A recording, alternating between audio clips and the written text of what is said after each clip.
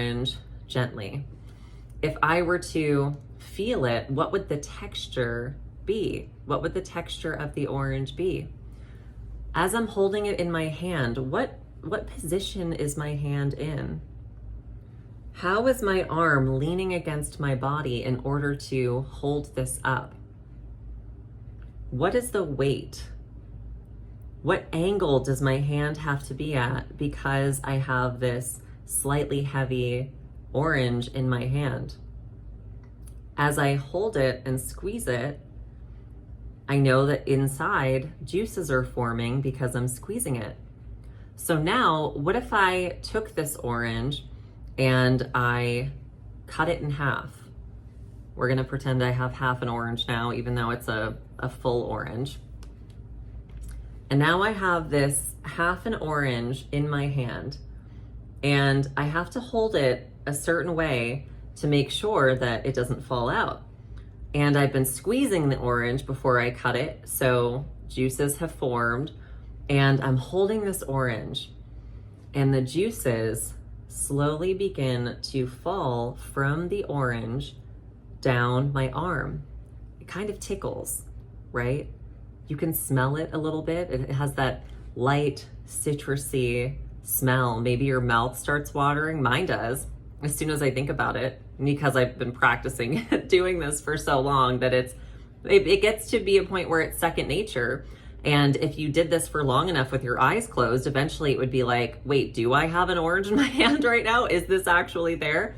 That's the point you want to get to. But if you don't feel like that in the first exercise, do not be discouraged. It can take a long time. And what would it be like if I held this for such a long time that the juices eventually stopped dripping and they started to dry against my skin? And maybe if I had to readjust or move my arm, it would feel kind of uncomfortable because it's drying there. And I'm starting to feel hungry and thirsty. I have all of this saliva forming in my mouth because I've been holding this half of an open orange in front of my face for such a long time without taking a bite out of it. These are the kinds of practices that they do in advanced acting classes, because you want to get to a point where the body and the nervous system does not know the difference. It doesn't know the difference. This also goes along with the placebo effect, which is highly powerful in most cases and very beneficial to lots of things, but especially to healing and the ability to put ourselves into certain states.